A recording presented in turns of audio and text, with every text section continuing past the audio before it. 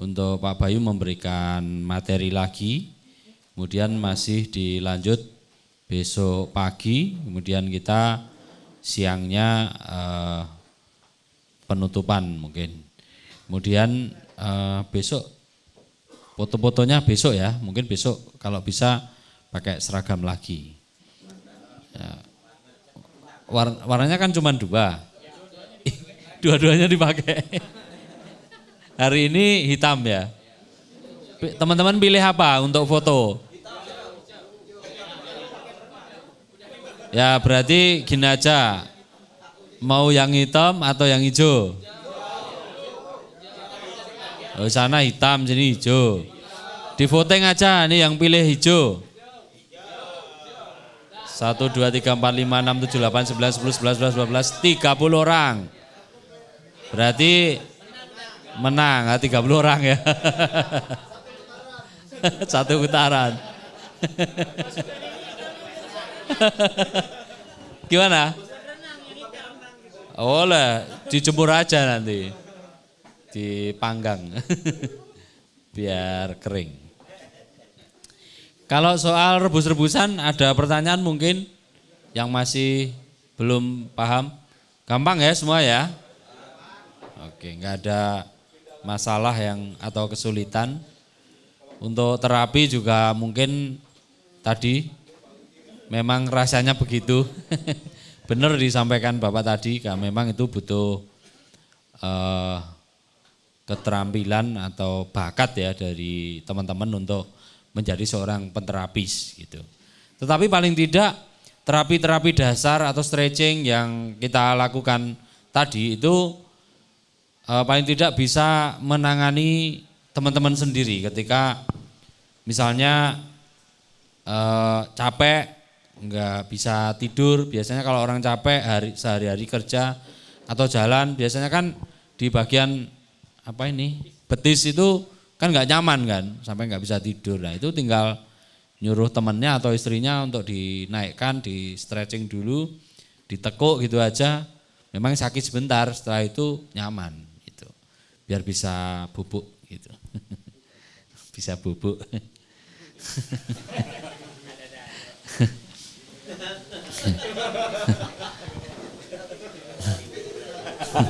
Saya ini nggak bubuk-bubuk ini. Oke teman-teman, kita lanjutkan malam hari ini mungkin sedikit materi dan kemudian diskusi sebelum seperti sebelum-sebelumnya. Teman-teman, nanti untuk sesi diskusi saya harapkan utamakan yang belum pernah bertanya gitu ya. Jangan dikuasai sendiri gitu. Usahakan yang belum pernah bertanya. Soalnya waktu 5 hari ini semuanya harus kebagian, harusnya seperti itu. Kalau misalnya sampai besok pun belum dapat kesempatan, ya mendekat ke Pak Bayu kalau pas Pak Bayu santai gitu. Syukur nanti malam ikut Pak Bayu lagi gitu. Ya Pak. Oh sudah janjian toh? Oh ya. Mau ngapain Pak? Nyuluh kodok. Kok janjian nih? Mau ke cacing kali ya? Ya, tugasnya ngitung cacing. Baik Pak Bayu, teman-teman sudah siap, semoga waktu dan tempat kami persilakan.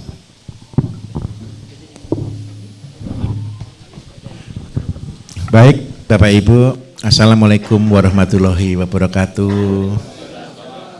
Selamat malam, salam sejahtera bagi kita semuanya. Om Swastiastu, Namo Buddhaya, dan salam kebajikan. Sebelum kita masuk ke materi, kemarin Pak Yit sudah saya minta itu ya Pak Yit ya. Coba presentasikan begini. Ini tujuan saya bukan apa Bapak Ibu, untuk saya mengetahui bagaimana planning. Jadi Bapak Ibu di sini adalah masuk di kelas kami yang kita sebut dengan nama manager project manager. Jadi goal utamanya Bapak Ibu bukan lagi cuma menjadi petani, tapi Bapak Ibu bisa menganalisa, membuat planning dan schedule untuk bagaimana akan menjadi kegiatan yang jalan. Monggo Pak Yit disampaikan dulu Pak. Presentasikan Pak. Iya, mari sambil gambar Pak.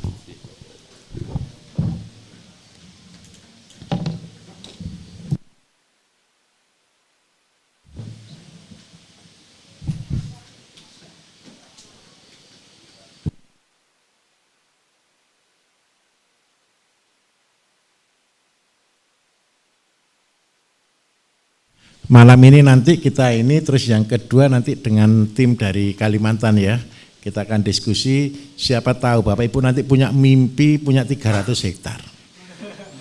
Supaya tidak salah jalan.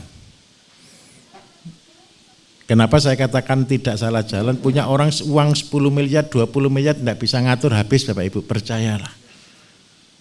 Saya tunjukkan mimpinya dari nol, hasilnya bisa unlimited. Itulah pertanian. Jadi ayo sama-sama belajar. Yang hari ini masih skala kecil jangan minder. Saya juga bisa, gitu ya nanti ya.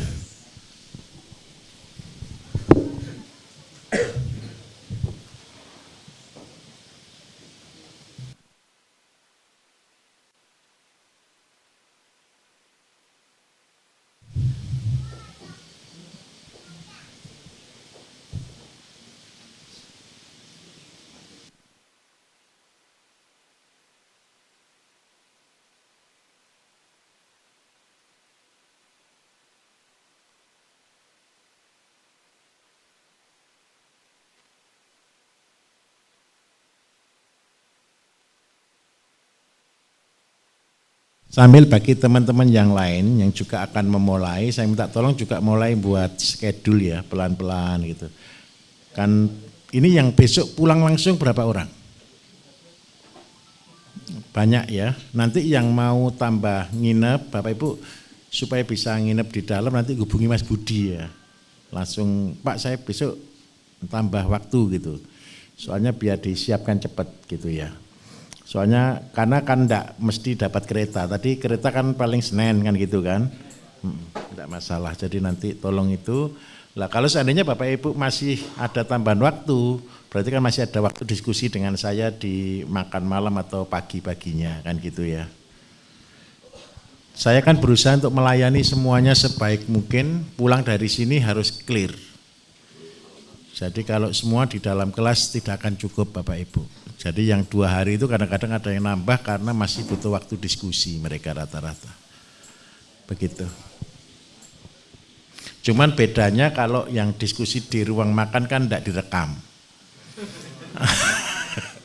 Direkam sendiri tapi ya. Semua sudah canggih kok.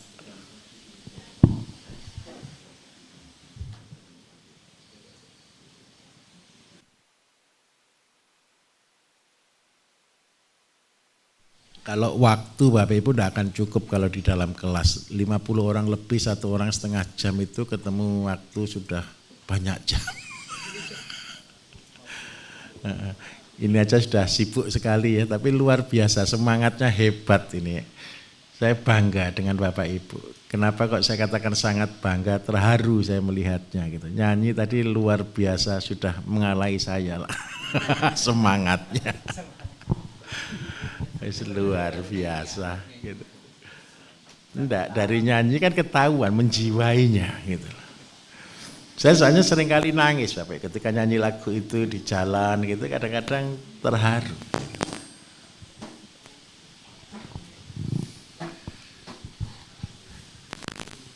Jadi yang sambil nanti kalau ada besok kan terakhir. Nah Bapak Ibu sambil buat planning ya. Nanti Bapak Ibu cerita, nanti kalau salah saya pasti luruskan. Oke, sudah Pak? Monggo Pak.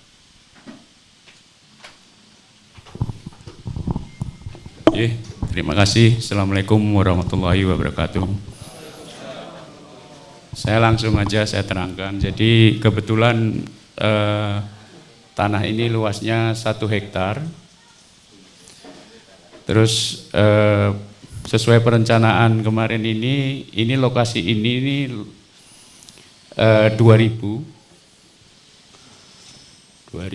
meter persegi. Saya bagi yang pertama di sayuran ini luasnya 444 meter persegi. Terus tanaman herbal 277,5 meter persegi. Terus di sini ada azolla 166,5 meter persegi. Lalu di sini ada ayam 185 meter persegi. Ini luasnya 18 kali 10. Terus kambing 185 meter persegi, sapinya 194,5 meter persegi. Terus kolam ikan ini ada 259 meter persegi, kebetulan ini di atas panggung, 6 kali 6, jadi ini itik dan angsa. Nah, perencanaan saya ini kurang lebih luas sekitar 20 meter dari sini, jadi nanti pengembangannya akan ke sini dan kebetulan nanti tengah ini ada ruangan khusus gitu Pak, jadi nanti ya parkir nanti di sini Pak. Jadi ini nanti kan ada space lagi. Jadi ini setelah saya bagi seperti ini, kebetulan jalan tengahnya ini saya buat 3 meter, lalu jalan yang di sini 1,5 meter. Jadi total semuanya jadi 2000 meter persegi, persis ini tidak ada yang anu. Jadi ruangan kotak ini adalah ruangan yang sudah menurut saya untuk kesini juga ada. Jadi ini tembok. Terus ini juga jalan, ini juga jalan. Ini 3 meter karena nanti kalau perlu mobil masuk ke sini maksud saya Pak Bayu. Jadi seperti ini, barangkali nanti ada masukan dari Pak Bayu. Nggih. Makaten Pak. Nggih. Rencana ayam per bulan berapa? 3 bulan mungkin Pak, 1.000 nggih. Kambing planningnya 20 Pak. Nggih. Sapi planningnya 5 Pak. Nggih. Kebetulan kalau ini sayuran maksud saya kan di depan ini kan biar ketika ada edu wisata tentang anak-anak. Jadi jalurnya ini nggih teratur. Makaten Pak Bayu. Nggih, matur nuwun teman-teman. Waalaikumsalam. Warahmatullahi wabarakatuh.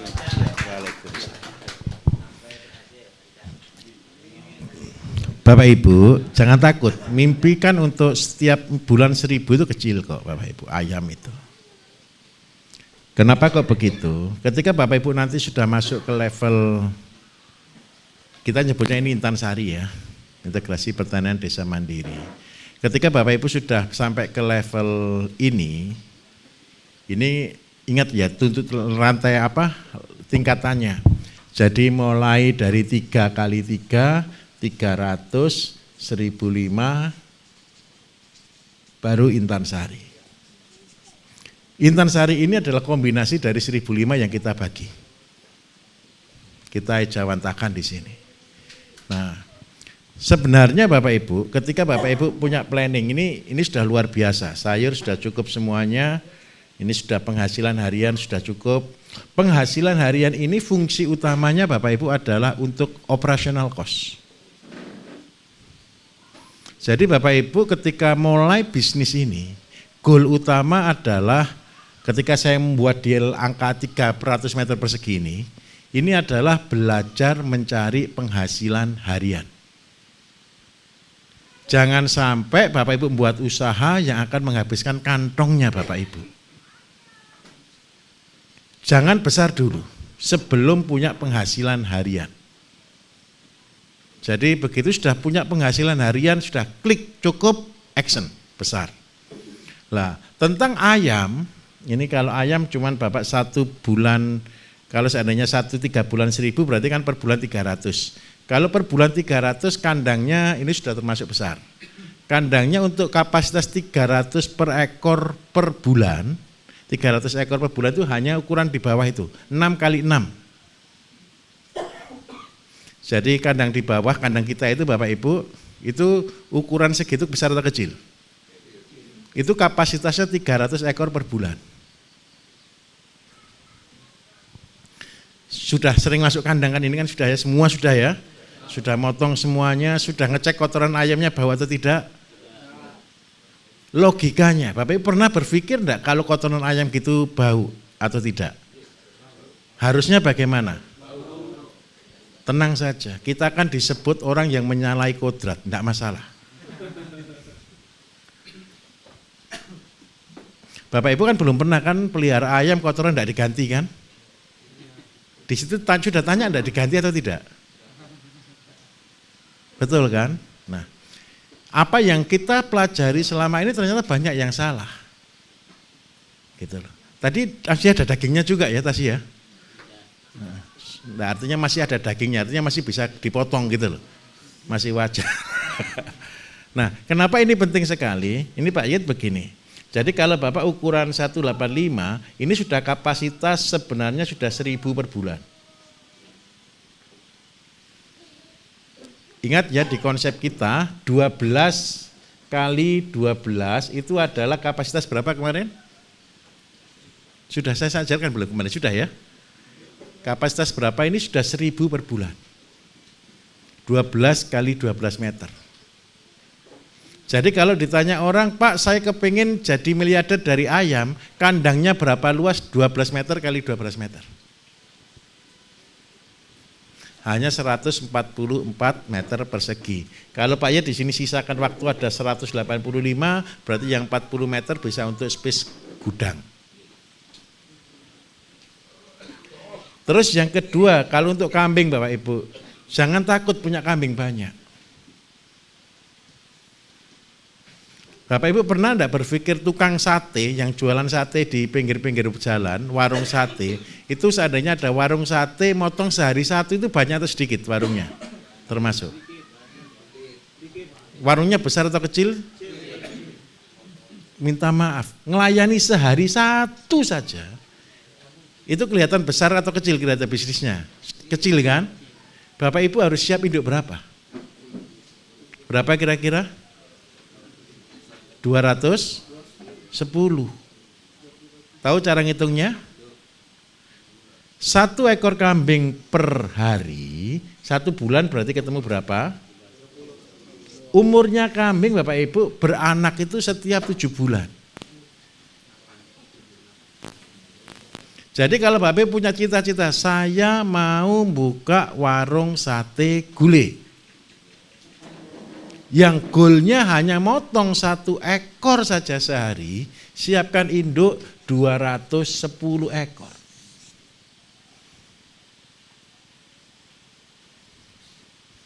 Artinya apa? Kalau Bapak Ibu sudah bisa bulat, lingkaran, saya punya 210 induk Pak, saya bisa motong setiap hari 1, itu pendapatannya baru 30 juta per bulan.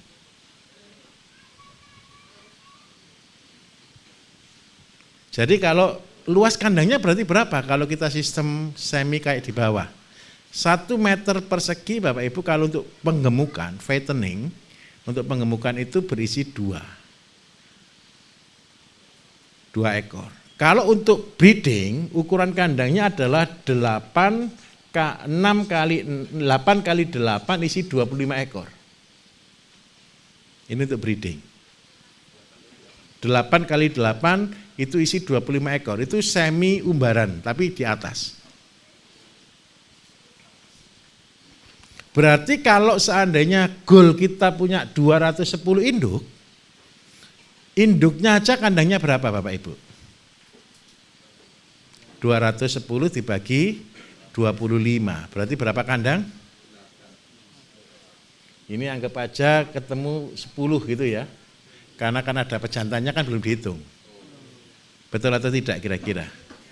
Berarti 10 kali 20 kali 8 kali 8 kali 64. Ini agak banyak, 640 meter persegi untuk kandang umbaran. Anaknya berapa banyak berarti? Per bulan beranak 30. Kambing itu baru bisa dipotong, layak dipotong. Kalau Bapak Ibu kepengen buat sate yang berkualitas, bahalibul gitu ya, di bawah berapa bulan? 5 bulan. Berarti motongnya umur 5 atau 6 bulan, betul kan ya? Berarti kalau 6 bulan kali 30 30. Berarti berapa kandang untuk fattening, untuk penggemukannya? 180 ekor. Kalau 180 ekor per meter lari itu 2, berarti butuh berapa meter? 90. Berarti itu 90 dikalikan 1 meter 20 atau kali 1,5 meter. Berarti luasnya berapa?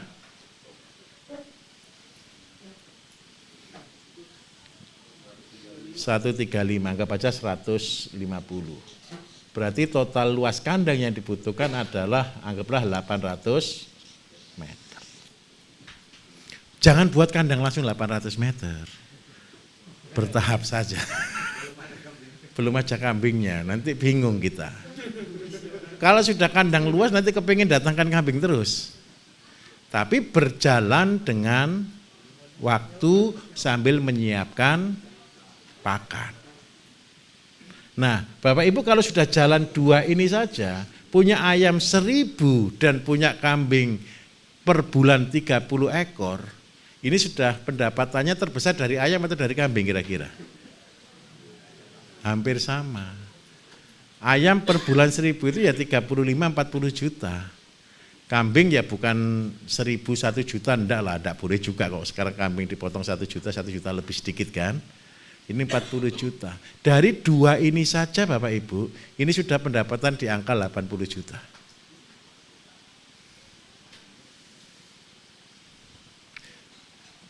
Kira-kira sudah mulai jalan enggak? Pak Yat, cukup enggak kira-kira pendapatan segitu Pak untuk operasional semuanya? Insya Allah cukup ya, paling operasional cost semua tinggal 40 juta, income 30-40 juta, sudah aman dulu. Nah, pertanyaan kedua Pak, pakannya. Nah, ayo kita hitung sama-sama. Ya jangan salah loh ya, karena jenengan semua ini manajer, saya ngajaknya ngitung ya tingkatnya manajer loh ya. Ayo kita hitung sama-sama, berapa pakan ayamnya kalau gitu lahannya yang dibutuhkan? Ayamnya tadi berapa induknya? Bukan. 1000 kan per bulan. Berarti induknya berapa? 200. Sebentar. Ayo clear dulu. Yang belum ngerti ada enggak kira-kira atau sudah ngerti semua kira-kira? Goal kita adalah 1000 Bapak Ibu, saya dikte aja Bapak Ibu, tolong hitungkan aja. Saya punya 1000. Ayam itu telurnya 10, betul? Netesnya berapa? 5 gitu aja ya, atau 4 gitu ya. 4. Kalau 4 berarti induknya berapa? Kalau 5 lah, sudah 5 lah gitu aja sudah. Masa enggak lulus? 200, betul oke? Berarti induknya gara-gara ini 1000, berarti induknya cuman 200. Kalau ayam 1000 per bulan keluar, pakannya berapa ton? Kali sama dengan berapa? 4 ton. Induknya berarti berapa pakannya?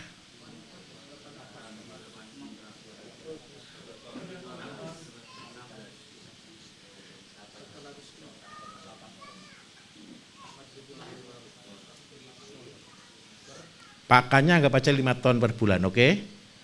Berarti jagungnya berapa hektar?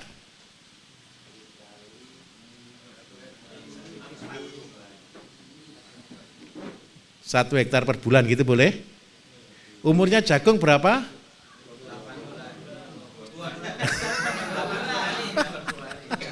Enggak, jagung Madura, karena untuk ayam untuk 2 bulan. Berarti untuk jagung butuh berapa hektar? Clear, oke? Nah, sekarang kita balik. Gara-gara saya tanam jagung 2 hektar, sapinya berapa banyak kalau begitu? Kalau kemarin Bapak tadi mau sapi berapa Pak?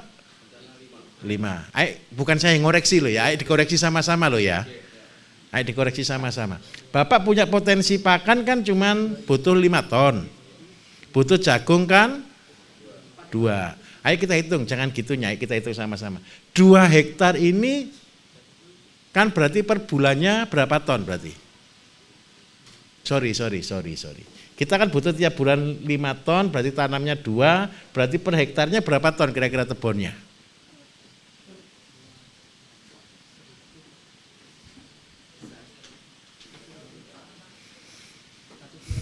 1 kilo isi 4.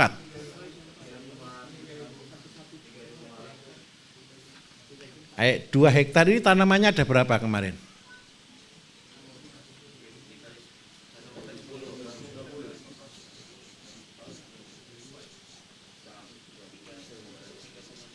Rp200.000, betul ya tanaman ya. Kita bagi, ketemu berapa ton?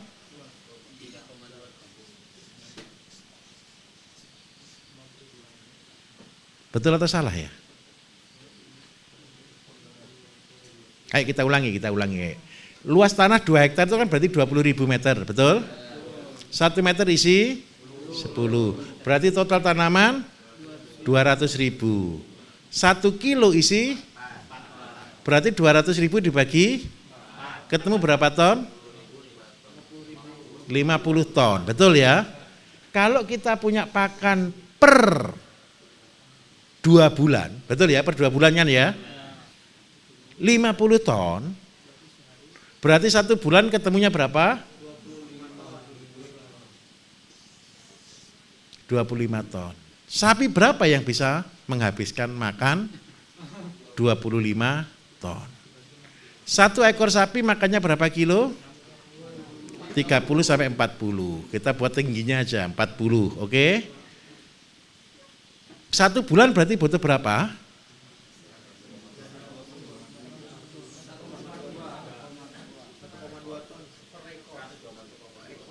1,2 per ekor. Berarti kalau 25 ton dibagi 1,2 ketemu berapa? Oh, ternyata banyak Pak Yit. Bertahap. Kalau kelebihan bagaimana? Kalau sapinya muntah, enggak mau makan, olah jadi kompos. Sebentar. Jadi sapinya berapa ini? Berapa ini? 25 dibagi 12.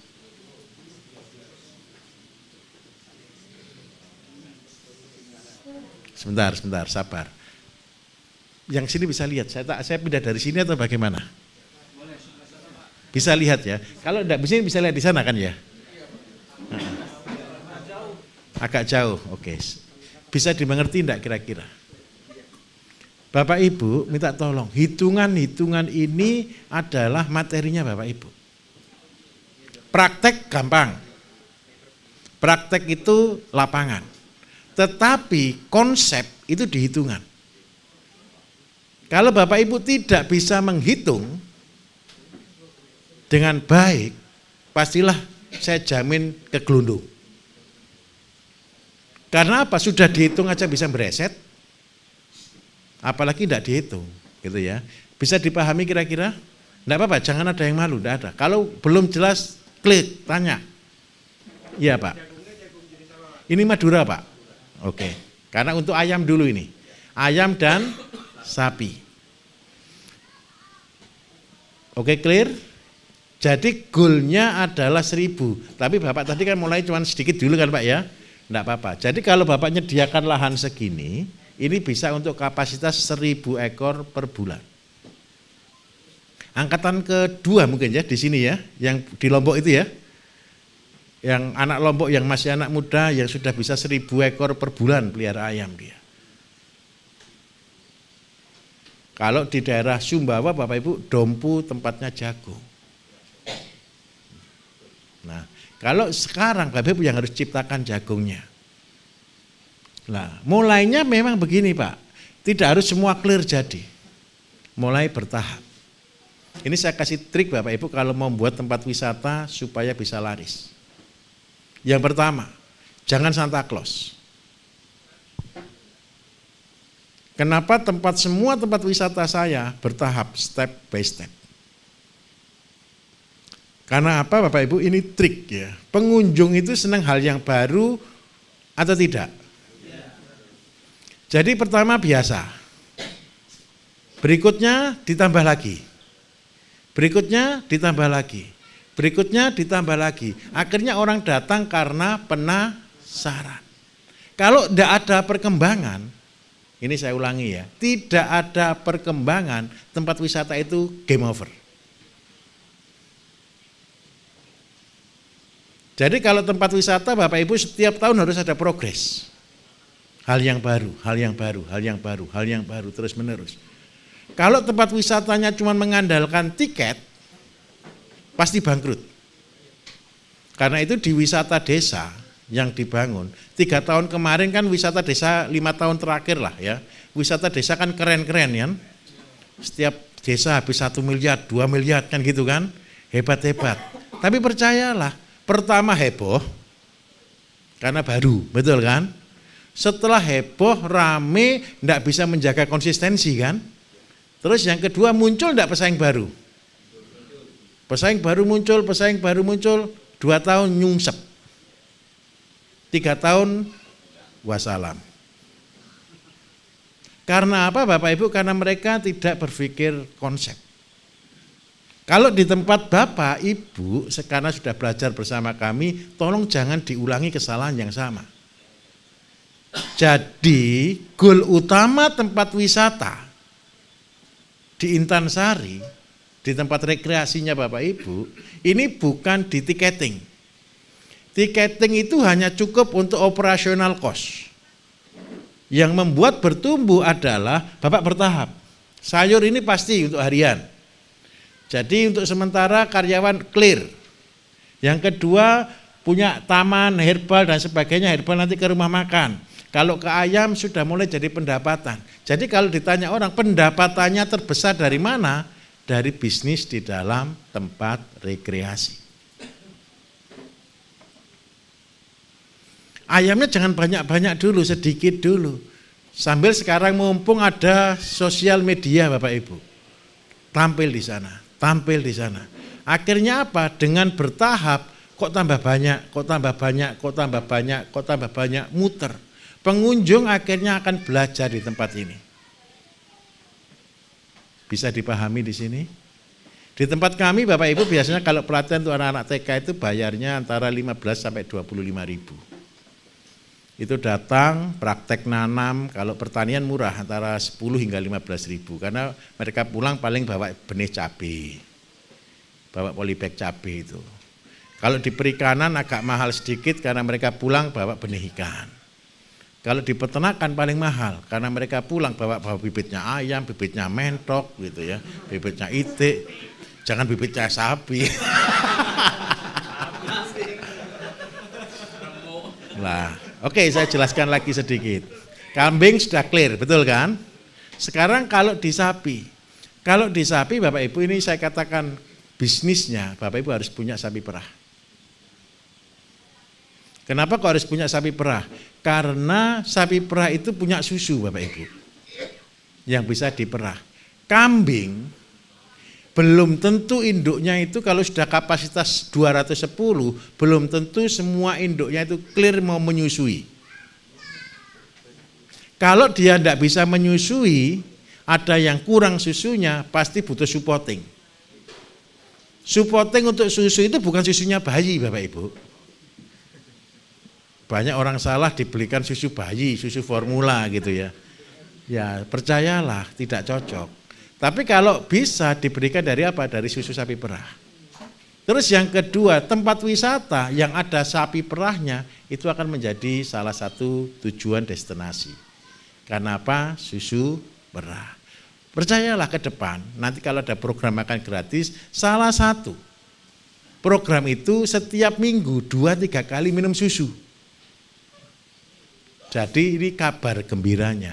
Minta tolong disiapkan aja setiap desa itu ada sapi perah. Untuk apa? Untuk diminum anak-anak kita.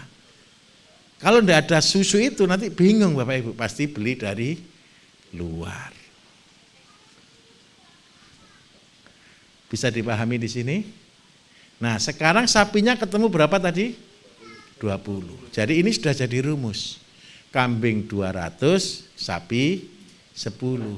Ayam populasi total itu sebenarnya di antara 2.000 hingga 5.000 ekor. Itu rumus 1, 10, 100.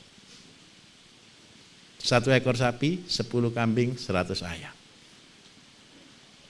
Itu sudah rumusnya. 100 Pak. Lah nilai uangnya juga sama. 1 ekor sapi itu 100 ayam, 1 ekor sapi 10 kambing. 10 kambing itu 100 ayam. 10 kambing 100 ayam juga nilainya 10 ekor kambing. Jadi itu rumus Bapak Ibu. Jadi gampangannya ini gitu ya. Oke, bisa dipahami kira-kira di sini. Sekarang kita menginjak yang kedua. Kalau punya kambing 210, ini belum jantannya loh ya. Berarti jantannya berapa? 1 ekor idealnya maksimal 25 tapi idealnya 15. Berarti jantannya berapa dibagi 15? 210 dibagi 15.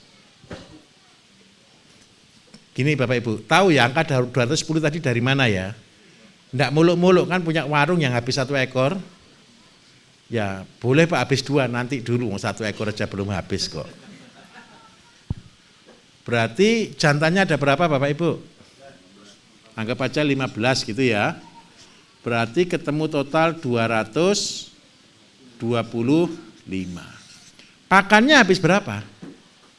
Sehari.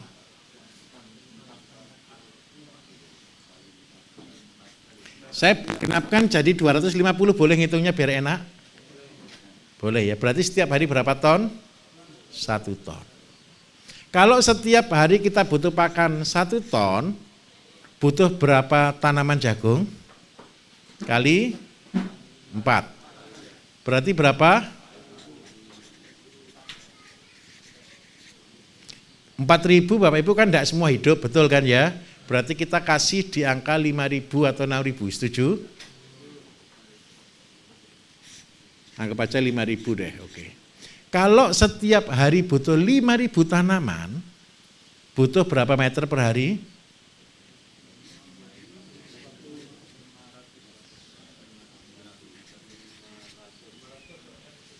500 umurnya jagung manis berapa? Jagung yang dipanen muda? 80 hari. Butuh berapa luas berarti?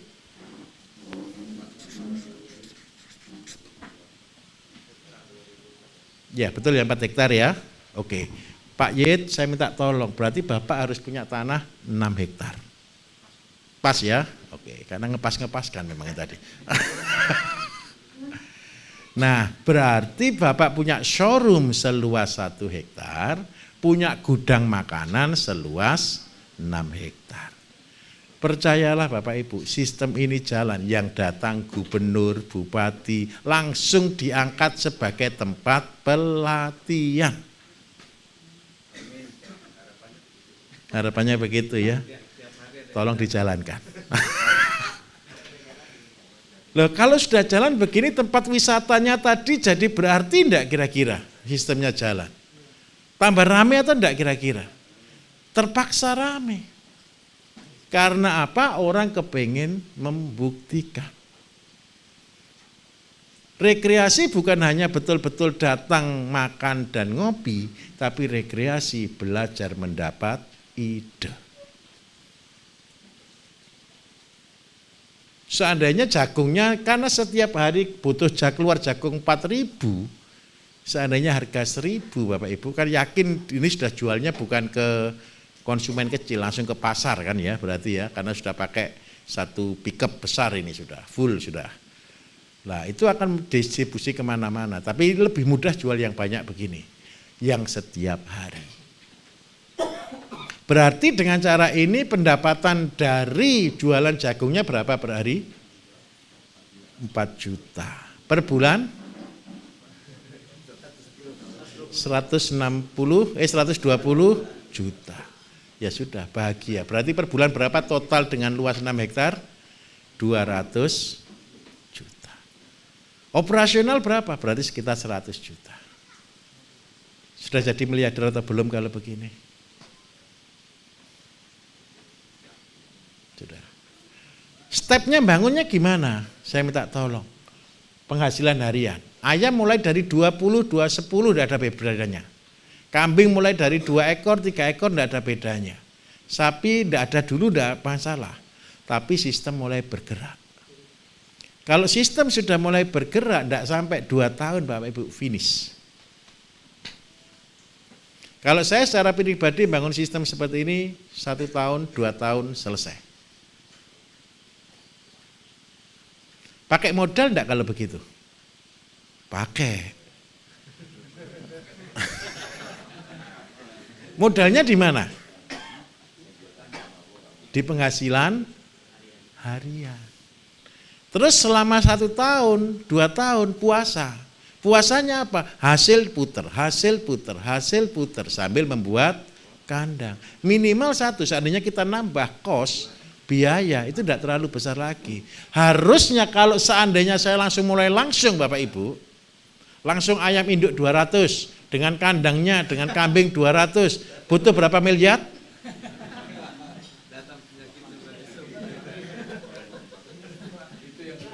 Paham maksud saya? Saya ulangi lagi. Kalau kita orang awam yang tidak tahu teori ini, Bapak Ibu kan pasti langsung pelihara ayam banyak kan? Pelihara kambing banyak kan? Tanam jagung banyak kan? Berhasil enggak berhasil kan belum tentu kan? Ingat di awal kemarin saya sampaikan, yang paling sulit ini adalah ngatur SDM. Enak mana yang kerja 1 orang dulu, nanti berjalan tambah, sambil nganggur-nganggur pelihara 1 tukang untuk buat kandang bertahap. Bertahap aja, seikhlasnya uang kita keluar. Seandainya dengan goal investasi adalah 1-2 M, kemudian kita cuma keluar 5 juta per bulan kan tidak ada masalah toh Pak. Tetap bahagia saja kan Pak, sambil ini bergerak menjadi besar. Pupuknya buat sendiri sambil menitis pasar. Ini Bapak Ibu yang saya lakukan setiap saya membangun tempat rekreasi. Jadi tempat rekreasinya berubah fungsi di sini. Tempat rekreasi itu betul-betul bukan tempat rekreasi yang orang berenang saja. Tempat rekreasi yang orang bisa teredukasi. Wah, saya melihat wajah-wajah calon miliarder ini. Ayo, oke, ayo gimana Mas? Iya.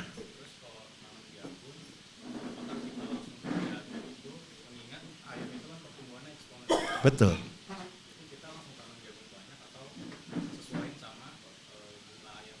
Boleh banyak. Kalau kelebihan jual. Bukan bank pakan, jangan. Jagung maksimal disimpan cuma 2 bulan. Lebih dari 2 bulan dimakan sama binatang. Dimakan bubuk Mas. Kutu ya. Nah, kalau orang Jawa bilang bubuk, kalau bahasa Indonesianya kutu. Oke, mari Pak. Saya cuma mau memastikan ini Pak, jagung Madura itu panennya berapa lama sama jagung manis berapa lama? 60 hari jagung Madura. Jagung manis 80 Pak, 75 sampai 83. Itu fix. Seandainya Bapak Ibu mau, Pak saya enggak mau jagung Madura, gitu boleh. Tapi resikonya lahan lebih luas. Pak seandainya saya enggak mau jagung manis, saya mau pakai jagung lokal, bisa. Sama-sama di 83. Cuman bedanya harga Pak. Tapi kalau ke depan Bapak Ibu, saya minta tolong, Bapak Ibu mulai tadi pesan saya, kembangkan jagung lokal yang bisa dimakan mudah. Saya sangat kepingin kita kembangkan jagung pulut. Jeleknya jagung pulut cuma 1, enggak bisa panjang. Kalau manisnya jelas manis, enaknya jelas enak, cuman kecil jagung pulut. Oh enak sekali, betul. Berarti harus ada olahan. Nah Bapak Ibu, kalau pengembangan silakan nanti ke depan. Tapi yang saya ajarkan hari ini adalah basic Bapak Ibu melangkah. Kira-kira kalau seandainya Bapak Ibu punya mimpi seperti ini bisa atau tidak? Tanahnya bagaimana? Kalau enggak bisa beli sewa. Sewa. Seandainya sewa tanah 1 hektar 10 juta itu enggak ada efeknya sama sekali di sini. Tapi 1 hektar ini basic ini jalan dulu, ngerti maksud saya ya? Basic ini jalan dulu. Lah setelah ini jalan semua berkembang menyewa. Tapi tersistem. Wah, saya lihat wajah-wajah yang bahagia. Gini, taruh cita-citanya, gantung cita-citanya setinggi langit. Mimpinya itu taruh setinggi langit. Setelah itu melangkah, lupakan mimpinya. Kalau saya mengajari orang, mimpi saya tinggi. Ini saya kasih testimoni saya Bapak Ibu. Saya membuat planning seperti yang hari ini kita pelajari begini Bapak Ibu. Ini lebih dari 10 kali. Setelah planning jadi saya bakar. Saya lupakan. Tapi mimpi tetap ke sana terus. Jadi saya bakar itu tujuannya apa? Saya tidak dangak. Tidak menghadap ke atas. Kalau jalan menghadap ke atas coba lakukan. Dari sini ke jalan ke sana menghadapnya ke atas. Masuk kolam kan? Jadi minta tolong. Mimpi itu sampai itu menjadi per detail. Kita sudah kuasai di otak kita. Saya ulangi ya. Mimpi itu kalau tahu tempatnya bata di mana itu sudah dimimpi sini. Tapi setelah mimpi lupakan. Terus habis itu jalannya jangan menghadap ke atas, menghadap ke bawah supaya tidak kesandung. Itu filosofi yang dalam Bapak Ibu. Ini cara doa yang dijawab oleh Gusti Allah. Siapa pernah pesan makanan di restoran? Pernah pesan semuanya? Setelah nulis pesanan, pesanannya dikasihkan siapa? Coba, itu kan harusnya dikasihkan pelayan gini kan? Coba diminta lagi. Dibuatkan enggak kira-kira? Sampai tutup itu tidak akan dibuatkan. Sederhana atau enggak ini ceritanya? Kita ini kan lagi pesen. Pesennya ke siapa Bapak Ibu? Ke Gusti Allah. Jadi kalau kita kasih ke sana kan tidak ada paketnya. Tidak ada posnya. Siapa pos yang ngirim ke surga? Jadi jalan satu-satunya bakar. Bakar itu dalam arti lupakan. Saya buat begini ini lebih dari 10 kali. Pergantian harga saya buat lagi, baru lagi. Pergantian rencana saya buat baru lagi. Saya tulis rapi begitu. Setelah itu saya lupakan. Lupakan itu bukan berarti dilupakan. Orang pasrah, tahu orang pasrah Bapak Ibu? Orang pasrah itu sudah tahu rencana atau tidak kira-kira? Jangan orang pasrah yang tidak tahu pokoknya pasrah. Itu apatis. Itu masa bodoh. Orang pasrah itu semua direncanakan, setelah direncanakan diserahkan ke yang buat jadi. Lah ketika ada koreksi, itu kita akan dikoreksi. Berjalannya waktu, oh ini harusnya begini, rubah lagi. Wong mimpi itu gratis aja loh. Itu pekerjaan saya setiap hari. Koneksi saya dengan Gusti Allah terdekat itu di situ Bapak Ibu. Jadi setiap hari ketika ada perubahan schedule, saya rubah. Konsep itu saya rubah. Setelah saya rubah, saya serahkan. Setelah rubah, saya serahkan. Terus begitu aja. Penyerahannya bukan saya merengek kayak anak kecil. Wala-wala. Tidak ada yang tahu. Artinya apa? Saya yakin 100% langkah-langkah kita akan dituntun menuju ke arah mimpi kita. Bukti nyata nih Bapak Ibu ini loh. Ini salah satu wujud mimpi saya. Bapak Ibu datang ke sini itu wujud mimpi saya. Yang saya lihat itu betapa berbahagianya saya, bukan berarti karena Bapak Ibu ada saja. Betapa saya tidak salah mempercayai bahwa Tuhan itu ada. Gusti Allah itu betul-betul ada Bapak Ibu.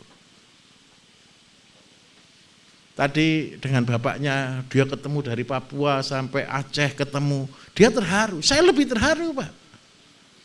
Saya lihat Bapak Ibu semangat sekali menceritakan perjuangan. Saya membayangkan satu. Kalau bukan karena Gusti Allah, siapa yang gerakkan Bapak Ibu mau di Pulau Soro di sini? Sudah bayar, sudah tiket, di sini disuruh kerja lagi. Tapi saya lihat semangatnya kan luar biasa, betul atau tidak? Saya berharap satu, luar biasa. Pejuang-pejuang yang telah dipersiapkan. Kalau seandainya saya di tengah jalan mutung terus saya tidak mau bergerak, kira-kira terjadi tidak kejadian hari ini? Tidak. Jadi ketika saya bermimpi, mimpi saya serahkan. Pak, nanti saya minta tolong.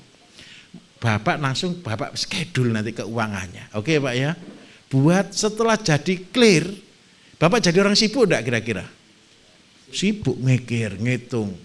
Kira-kira sempat nganggur enggak kita di sini? Ketemu ide, ini harusnya begini, ini harusnya begini. Saya minta tolong. Ada peribahasa, bukan peribahasa Bapak, ini olok-olokan. Kalau Bapak Ibu pengen beli barang bekas atau barang original, Indonesia ini originalnya luar biasa. Apanya yang original? Otaknya. Karena belum dipakai.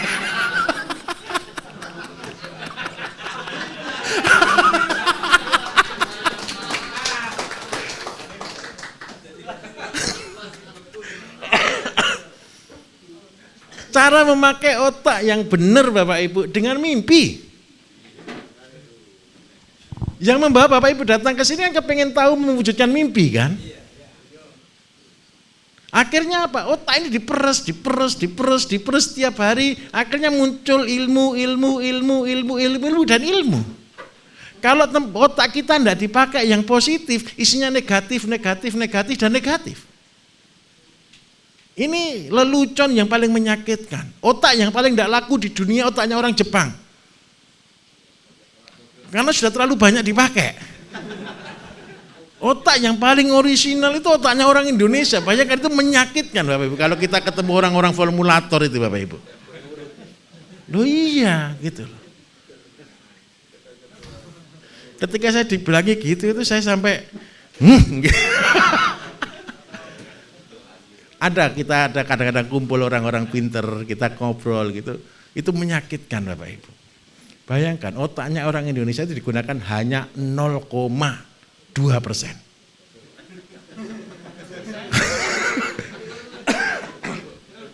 Dari kemampuan otak kita.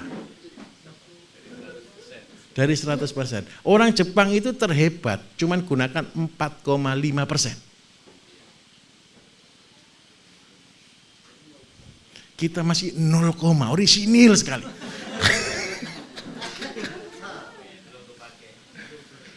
Ayo, karena itu bagaimana cara memakai otak kita ketika Bapak Ibu I have a dream. Ketika punya mimpi, tulis mimpinya. Karena kita orang yang percaya bahwa ketuhanan yang Maha Esa. Berarti di dunia ada Tuhan, maka serahkanlah seluruh rencana kita kepada yang punya rencana. Setelah itu ada muncul ide baru lagi, perbaharui lagi. Percaya kata-kata saya. Masa ini adalah masa-masa percepatan. Dan yakinlah 100% bahwa akan terjadi satu percepatan yang luar biasa. Sat gitu loh Bapak Ibu. Akan terjadi seperti itu. Ini sudah ada planning semua kan? Saya minta tolong ditulis. Oke, mari Pak.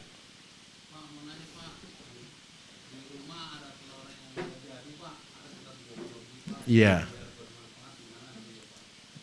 Diapakan kira-kira yang lain? Oh, sudah. Ini telur sudah rusak atau bagus Pak? Tidak jadi kan? Oh jangan didatar, telur tidak jadi. Dijadikan apa kemarin? Nutrisi. Dikasih air, tolong ditimbang Pak.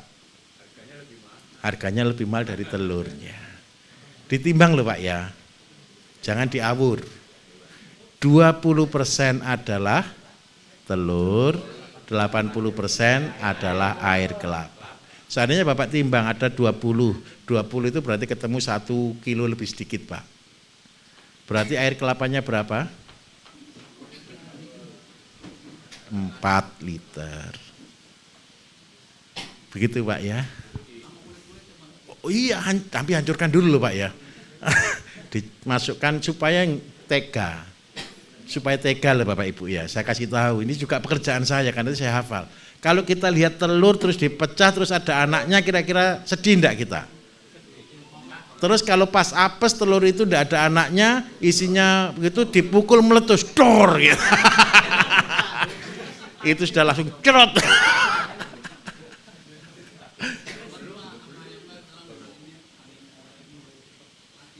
Gimana Pak? Kenapa?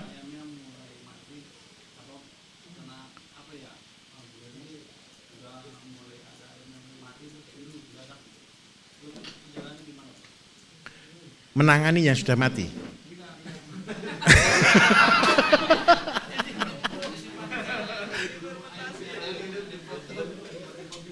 Supaya tidak mudah mati Pak ya.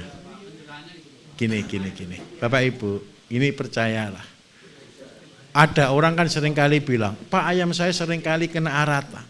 Seumur hidup saya, Bapak Ibu, seumur hidup saya cuma pernah sekali saja, itu gara-gara kena virus flu burung. Setelah saya analisa detail, dari mana datangnya virus flu burung. Karena pada waktu itu saya belum mandiri.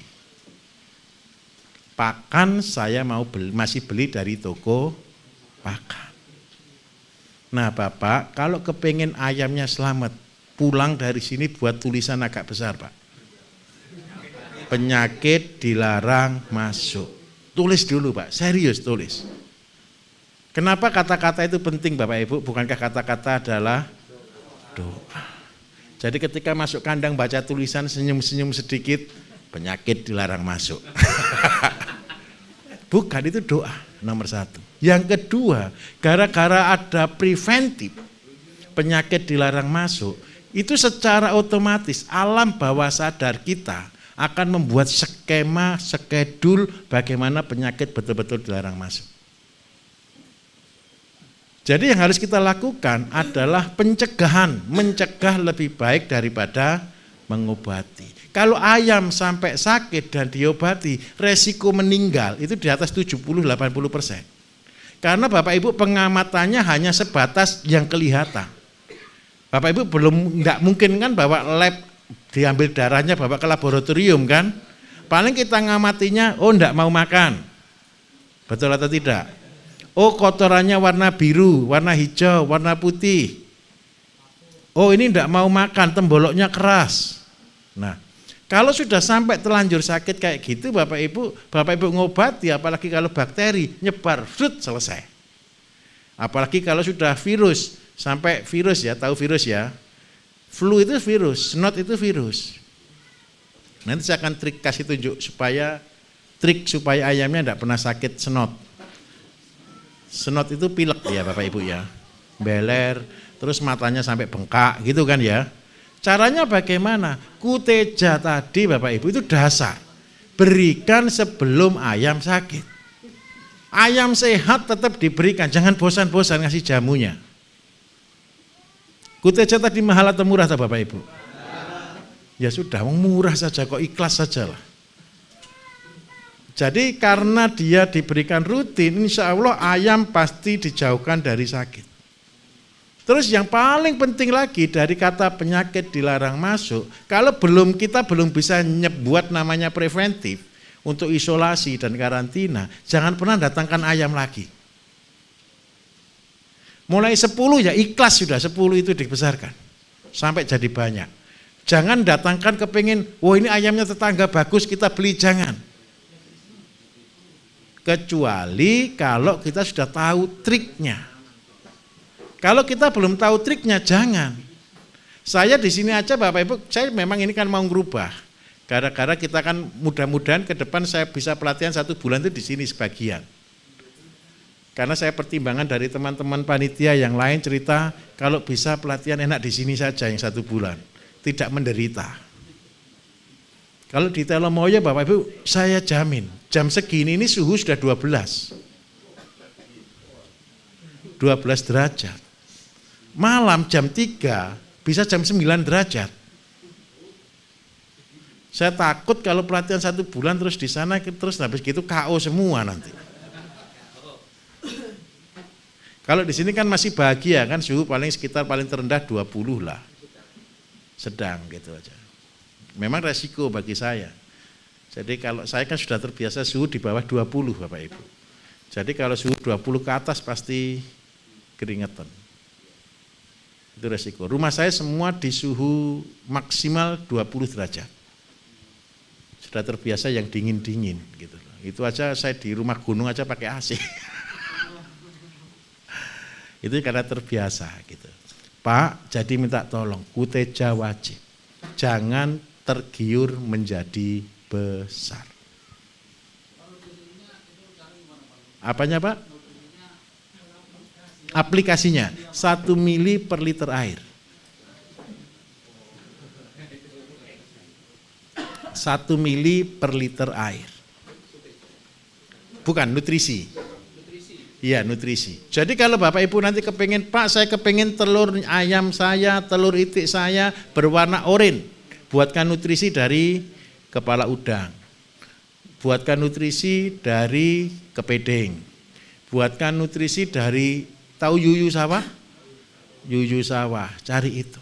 Jadi Bapak Ibu seandainya pada apapun limbah, gara-gara kita belajar di sini semua adalah berkah. Bapak praktekkan. Terus yang kedua kalau boleh Pak, pakan jangan beli di toko pakan. Saya lebih senang Bapak Ibu punya, kalau seandainya Pak saya tidak bisa tanam jagung, saya tidak bisa punya yang lain. Beli dedaknya masih di toko yang sebelah. Kalau tidak bisa kayak gitu, usahakan bisa mandiri. Supaya apa? Tidak tergantung. Kandang kami pencegahannya sudah luar biasa Bapak Ibu. Tidak setiap orang bisa masuk, kandang sudah terisolasi. Tetapi kami tetap waktu itu masih beli pakan. Akibatnya resiko penyakit masih ada. Karena di gudang pakan itu yang beli pasti peternak. Betul atau betul kira-kira? Nah itu resiko tertinggi di sana. Nah karena itu saya minta tolong. Kenapa kita harus buat pakan mandiri, mencegah penyakit dilarang masuk. Jadi kami di tempat ini, dimanapun, hampir ayam itu tidak ada yang mati. Ayam mati itu karena 2 biasanya. Yang pertama, karena dibully teman-temannya. Serius. Ada kan ayam dibully itu kan? Pasti ada. Kalau kita masih punya cadangan tempat, masukkan di karantina. Tapi nanti kalau besar kembali lagi, juga dibully lagi. Jadi kalau memang nasibnya dibully, kalau boleh potong saja. Kasihan gitu loh. Jadi kalau semua dibully terus karantina ada 2, yang paling nakal diambil atau yang paling lemah diambil. Itu susah, itu aja. Bisa diterima Pak kira-kira? Oke. Saya lanjutkan ke sini. Bapak Ibu, ini adalah mimpinya Bapak Ibu dan kerjakan. Step by step. Selangkah demi selangkah. Karena apa? Kalau Bapak Ibu sudah sampai di level ini dengan hasil sekitar hampir 200 juta sebulan, itu terlalu mudah. Asalkan sistem jalan. Bisa dipahami kira-kira? Jadi tolong ya, tulislah mimpinya Bapak Ibu. Saya jamin 100%. Pada waktunya mimpi itu akan terjawab.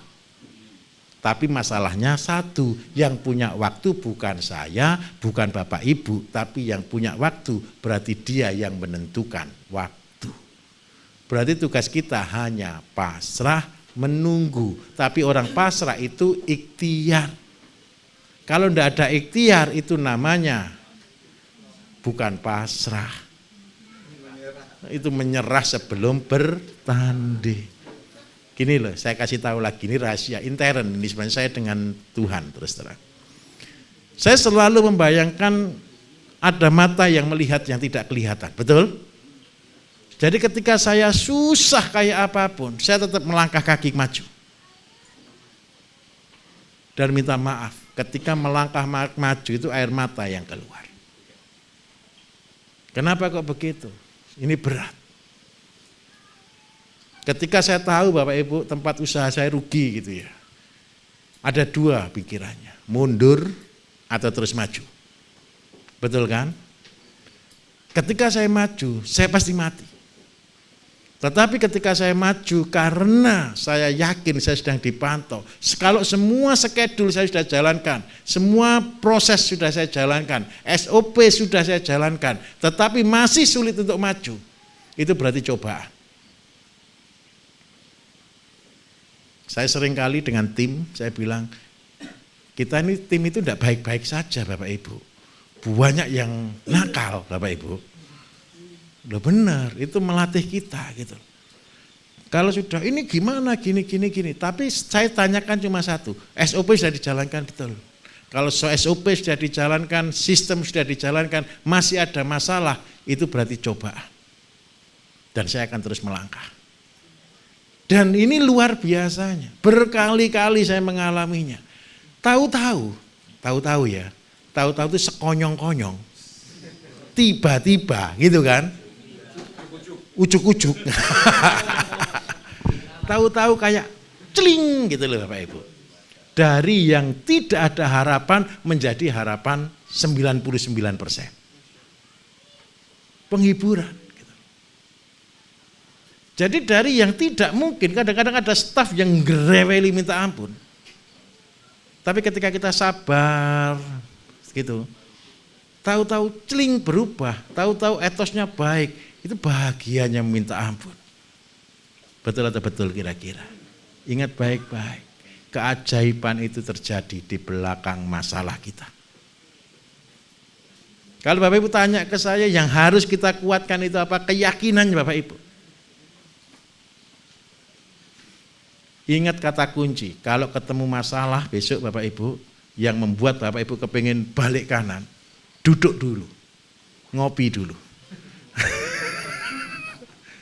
Santai dulu, jangan balik kanan dulu, stop dulu, bertahan dulu, sambil berdoa. Siapa tahu habis gitu ada terobosan. Breakthrough, terobosan itu muncul dari situ. Betul. Jadi Bapak Ibu tahu air, betul ya? Air yang nyumbat, itu di belakangnya kan ada airnya kan? Kalau terjadi terobosan, kalau batunya dipecah, dul gitu kira-kira yang terjadi. Bior gitu kan? Lah disitulah namanya terobosan. Ini adalah pekerjaan saya. Membuat schedule, membuat planning, mengerjakan, membuat sistem dari nol. Ini adalah pekerjaan saya. Dan inilah hobi saya. Jadi kenapa saya hafal per detail, per titik kalau perlu. Karena apa? Karena setiap hari ini yang saya pikirkan. Bukan satu tempat, banyak tempat sekaligus. Saya itu mikir satu tempat, enggak bisa Bapak Ibu. Saya ulangi ya, kalau saya cuma mikir satu, saya enggak bisa. Saya harus mikir 5 minimal. Kalau satu kengangguran. Karena otak saya sudah terlalu kosong Bapak Ibu. Terlalu banyak digunakan. Enggak orisinil Pak, kita sudah kacau. Pak Yud bisa diterima kira-kira? Saya berdoa Bapak segera buat anggarannya, schedule-nya, semuanya, step by step, hitung modal. Terus yang penting lagi Bapak Ibu, wirausaha itu adalah kata-kata dari wira itu berani, usaha itu berusaha. Jadi wirausaha itu sebenarnya tanda kutipnya berani gagal. Usaha itu goalnya terakhir apa? Berhasil kan? Resikonya terburuk. Gagal. Kalau saya katakan berani gagal. Karena apa? Di balik kata gagal adalah keberhasilan. Jangan berani berhasil, semua orang gampang kalau berani berhasil. Beranilah untuk mencoba dan siap untuk gagal. Dan kalau gagal jangan mau.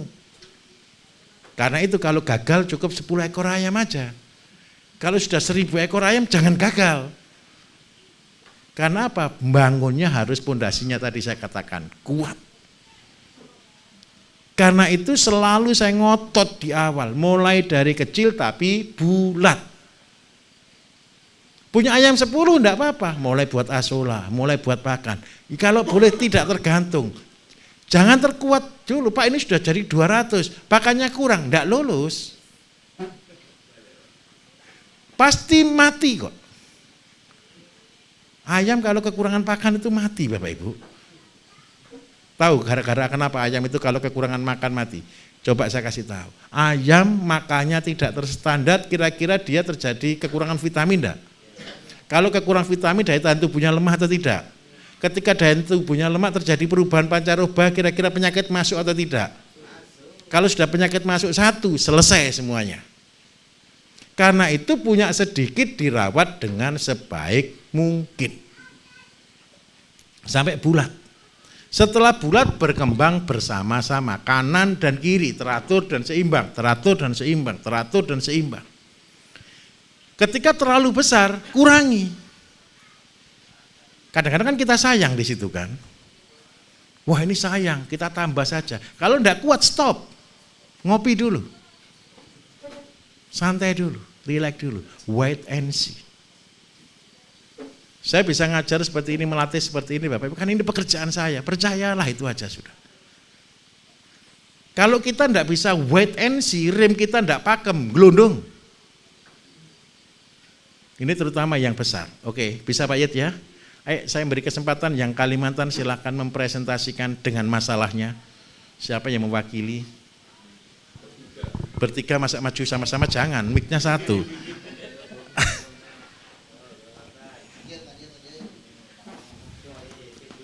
Ini Bapak Ibu luar biasa loh. Ini latihannya langsung dengan kasus raksasa loh ini. Mari Bapak. Pakai pulpen atau enggak langsung mic? Boleh, Oke, langsung. Oke, siap. Tadinya sama. Ini sudah direktur nih saya. Ya, bismillahirrahmanirrahim. Assalamualaikum warahmatullahi wabarakatuh. Selamat malam Bapak Ibu sekalian. Kayaknya malam terakhir ya hari ini. Iya, malam terakhir. Tapi mudah-mudahan bukan malam terakhir untuk nyalanya obor timnya Pak Bayu. Ya. Sebelumnya saya punten Mbak menyampaikan apresiasi terhadap pelatihan ini.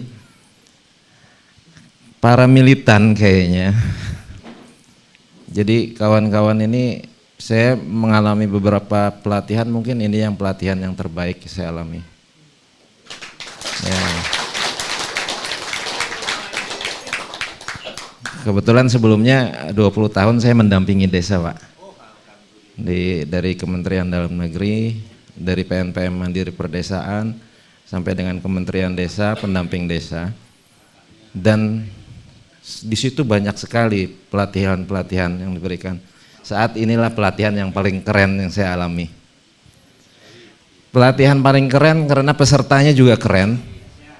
Dari ujung Sumatera sampai ujung Papua, keren sekali. Kemudian materinya juga keren, penyampaiannya keren, terutama pematerinya yang keren sekali. Kita diajak untuk terus berhitung secara rasional, perhitungan rasional sekali gitu loh. Terus kadang-kadang kita diajak bermimpi oleh Pak Bayu, tapi yang sangat berkesan buat saya adalah filosofi beliau. Itu yang paling keren Pak. Dan saya berharap ini tidak padam di sini Pak. Jadi semangat kawan-kawannya terus Pak Bayu bakar walaupun kami berada di mana. Karena goal akhirnya bukan kita yang sejahtera, tetapi masyarakat desa, petani kita yang sejahtera. Itu harapannya. Karena memang begini Pak, kalau kita mengulas semua sensus pertanian 2023 ya yang dilakukan oleh BPS, tujuannya bagus Pak. Bagaimana petani itu makmur, sejahtera. Bagaimana pertanian ini menjadi sumber ketahanan pangan. Tetapi data-data yang dihasilkan sangat bertolak belakang ya. luas lahan kita itu berkurang 600.000 hektar. Jadi selama 5 tahun jadi 130 hektar, 130.000 hektar yang tergerus. Ini kenapa? Karena memang kebijakan pemerintah tidak mendukung itu gitu loh. Hilirisasi otomatis menggerus sawah-sawah produksi masyarakat. Sementara kebijakan lainnya katanya subsidi pupuk mau diberikan dalam bentuk BLT. Tambah kacau lagi nih Pak. Ada. Intermezzo. Oke Pak.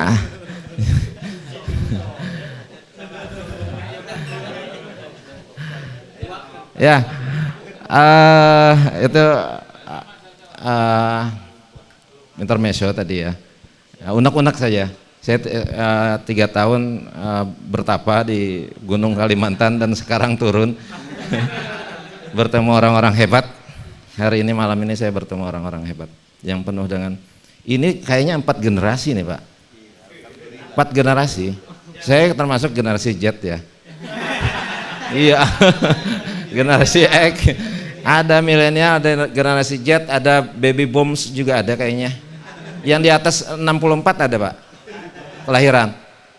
Oh iya, baby booms. Jadi 4 generasi, semua pulau terwakili. Ini amunisi yang luar biasa oleh Pak Bayu. Jadi saya yakin ini akan terus berlanjut. Dan semangatnya. Tinggal kita menjaga itu. Oke Pak. Saya akan mulai. Mungkin kami ini yang sudah terlanjur gitu ya. Jadi bukan merasa besar tapi terlanjur. Jadi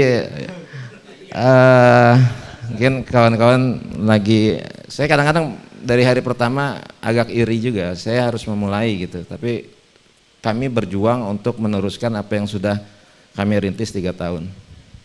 Dan itu cukup berat Pak. Karena kami yang seperti perkenalan pertama itu saya sampaikan, ketika kami memulai itu orang-orang semua menyaksikan tanah lahan batubara, buangan galian itu naik juga semua ke atas. Itu yang kami olah gitu. Kami menanam di situ dengan kondisi tanah lempung. Semua orang menyaksikan itu, tapi berjalan 3 tahun, mudah-mudahan tahun depan kita sudah bisa panen gitu. Tetapi dalam durian, apalagi kami di tanah lempung itu selalu siaga 1 kaminya. Tidak ada yang aman ternyata Pak di durian ini. Mau 4 meter, mau 5 meter, mau itu berapa kali panen, tetap ketika itu Fusarium datang, Phytophthora datang, kita kewalahan sekali gitu. Bagaimana mengatasinya. Nah, itu mungkin yang nanti akan banyak kami diskusikan Pak terkait dengan pengelolaan lahan lempung itu. Oke. Pak Dhani bisa bantu gambar.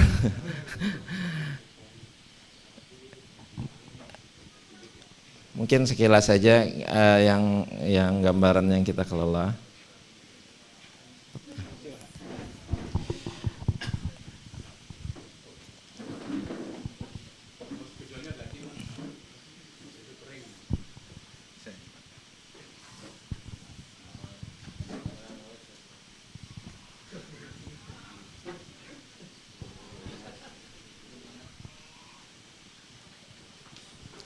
Jadi permasalahan utamanya adalah tadi lahan lempung itu Bapak tahu ya Pak ya, ketika hujan turun penyerapannya itu sangat rendah sekali. Ketika kita buat lubang sekali hujan itu mungkin seminggu baru turun airnya.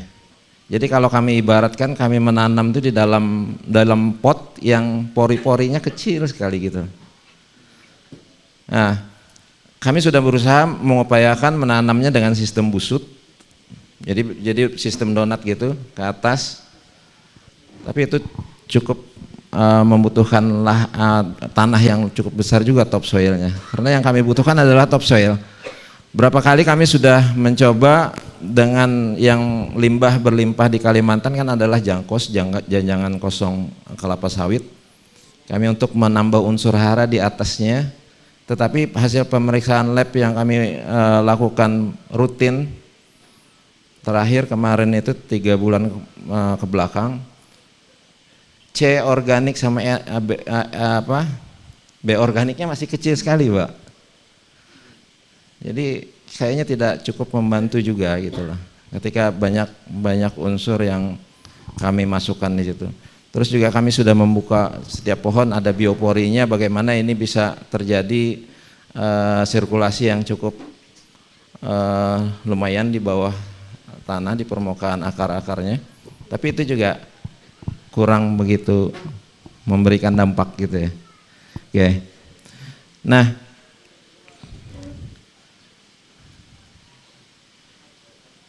ini mungkin ilustrasi. Jadi pertama memang kami tidak ingin langsung besar, Pak. Yang seperti peternakan, perikanan, itu kami sudah dalam pikiran bagaimana kita bisa menghasilkan setiap bulan, setiap hari gitu ya. Tetapi kondisi di awal, rumput saja tidak mau tumbuh di situ, Pak. Jadi ketika kita mempersiapkan tadi, kita mau beternak, bagaimana bank pakannya, rumput saja kita sulit gitu untuk mereka bisa tumbuh. Nah, tapi sekarang jalan 3 tahun sudah mulai, Pak. Jadi insya Allah kami bisa sanggup menanam jagung, kami sanggup menanam rumput. Kita akan, ini yang saya kelola yang saat ini, Pak ya. Durian itu 25 hektar, kurang lebih 3.500 pohon. Jadi kalau hitungan-hitungan itu sudah cukup lumayan ya. Jadi kami sudah di penghujung ini tidak ingin gagal gitu ya. Makanya datang ke sini bertiga dengan kawan yang di Bali. Kita berharap sekali karena saya pikir tidak ada yang kebetulan ya. Benar kata Pak Bayu, saya dituntun ke sini untuk belajar. Mudah-mudahan ini menjadi solusi atas permasalahan kami. Kemudian ada lahan kosong 22 hektar, ini yang kita persiapkan untuk bank pakan. Ini ada kelapa pandan wangi, kita juga menanamkan pandan wangi. Di tengah-tengah durian ini ada pohon alpukat 300, ada pohon lengkeng 300. Ini dengan penyiraman kami sudah dengan otomatis. Jadi satu pohon sudah dengan 3 pompa. Nah begitu, Pak. Jadi di lahan kosong ini kita sudah membangun kandang ukuran 12 kali 20 kandang ayam. 12 kali 20. Nanti perhitungannya pada ini bisa mengilustrasikan. Yang menjadi permasalahan kami, Pak, bagaimana pembenah tanah yang mau kita aplikasikan itu dampaknya terhadap sifat fisika tanah. Karena apapun yang kami masukkan, ketika fisik tanahnya tidak berubah, itu berpotensi menjadi racun ya. Akar akan terendam di situ, air segala macam. Itu akan meracuni akar kami gitu loh. Itu yang saat ini kadang kami kebingungan. Jadi pH selalu di posisi rendah di angka 4 dan kita sudah mengupayakan berbagai hal. Yang paling efektif memang sekam bakar itu cukup menaikkan. Tetapi juga nanti ada saatnya turun drop banget gitu loh. Itu kemudian langsung aja ke yang saya pengen ini dibahas tuntas gitu ya. Sejauh mana sih efektivitas pembenah tanah ini, Pak, bisa merubah fisik tanah kami gitu. Kemudian apa yang bisa mempercepat lagi. Kemudian kalau itu solusinya kami harus memberikan parit-parit di sekitar pohon, jalur-jalur parit itu sudah kami lakukan dan tidak cukup membantu juga. Kemudian yang masalah kedua, ketika kohe, kemudian kompos tadi Pak, yang pupuk yang kita praktekkan yang padat itu, kohe kambing, kohe sapi, itu indikator terfermentasinya seperti apa Pak ketika kita mau itu menjadi tambahan unsur hara? Karena kami pikir ini juga akan berpotensi untuk menimbulkan jamur fusarium. Jadi kami pengen tahu indikator terfermentasinya yang aman gitu ya. Karena ini kan pohon jangka panjang.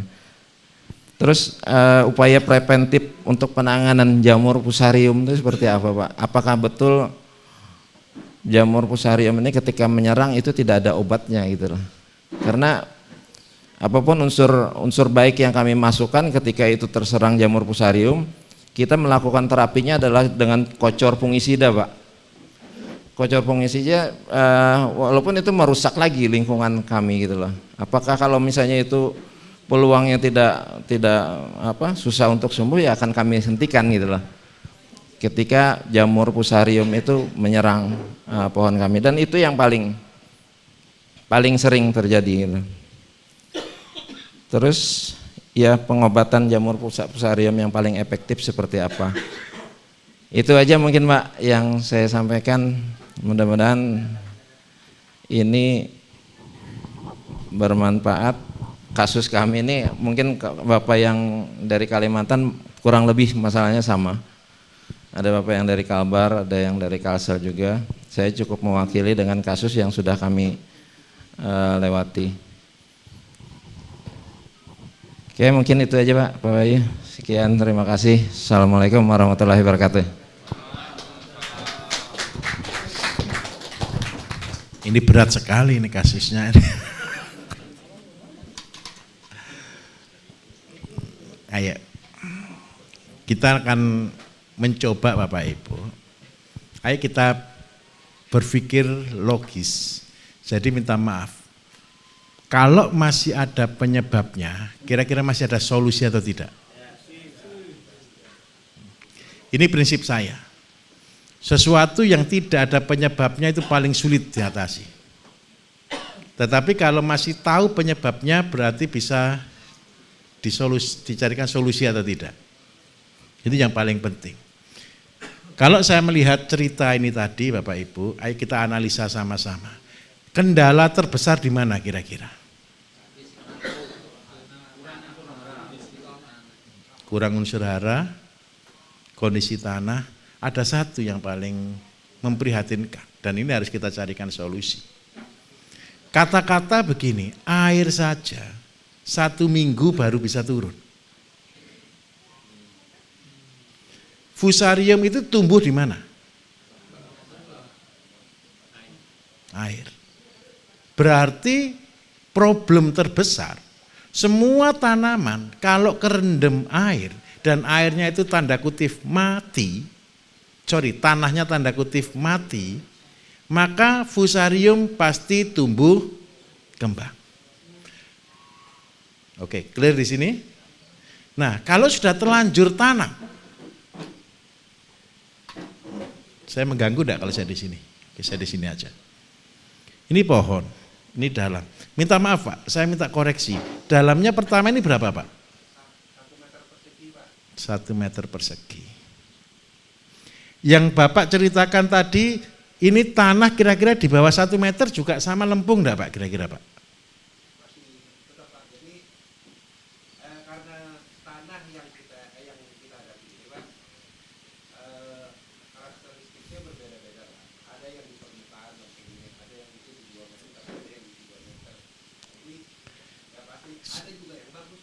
Oke, sekarang sebentar saya mau tanya lagi. Terlebar Pak, tajuk sampai berapa meter Pak? 2 meter, berarti 1 meter 1 meter. 2 berarti 4. Ini berarti kan akar sudah sampai di sini 2, ini 2 ya, betul ya? Oke. Yang ini berapa persen Pak?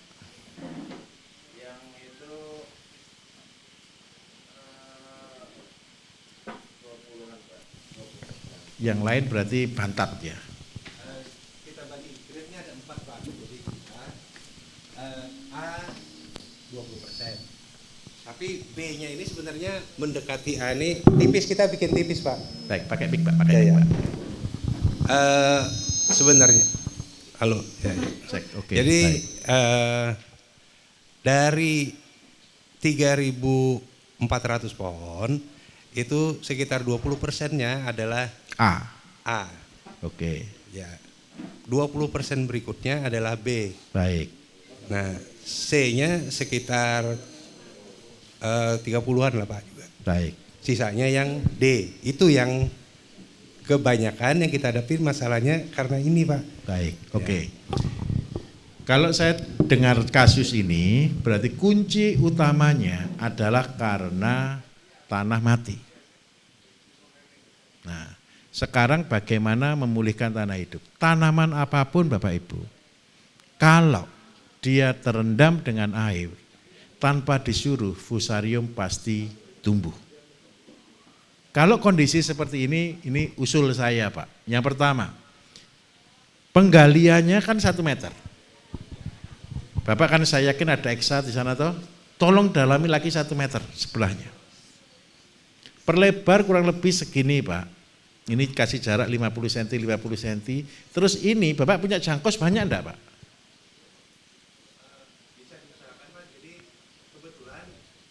Kebetulan perkebunan kelapa sawitnya nggak terlalu jauh dari kita, jadi bisa diusahakan Pak.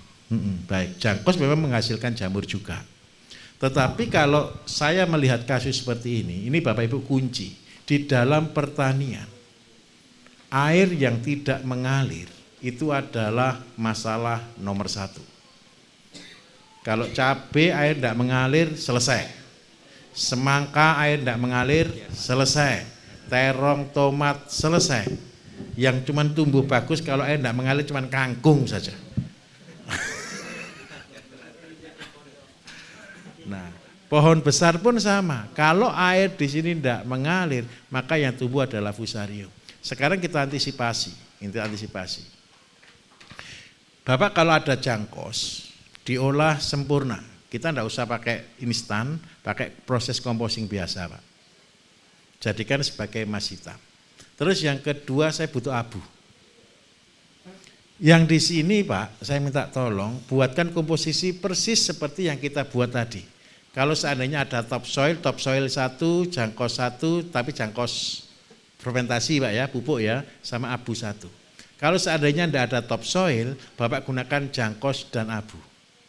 Supaya ini tidak menjadi barrier untuk karier untuk masuknya fusarium, tolong ditambah garam.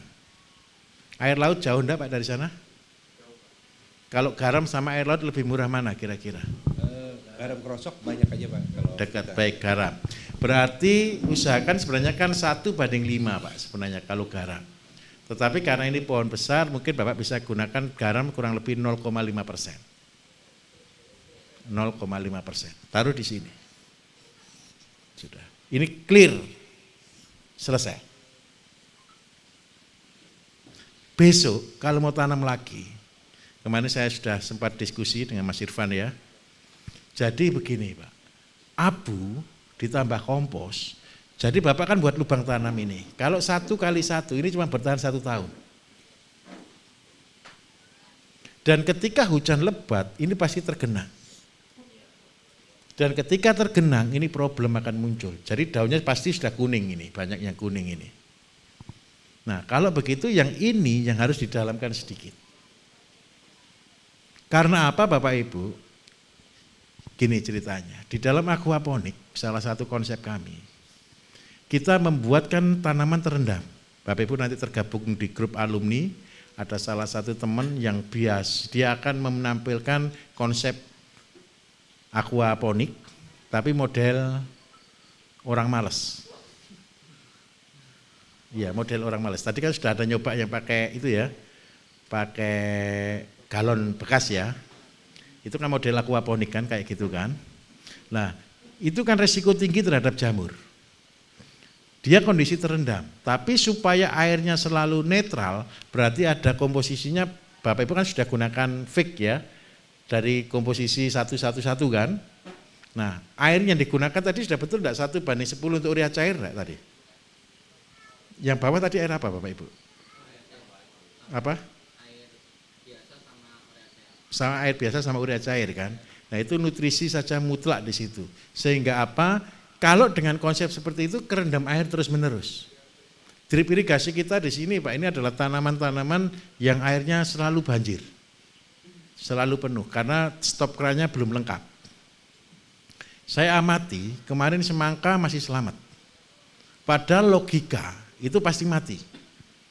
Terus yang kedua, tomat itu kan paling tidak tahan air, betul ya? Masih aman. Ini kacang juga saya lihat aman. Ini juga saya teliti Bapak Ibu. Apa yang membuat mereka aman? Ternyata abu ditambah kompos.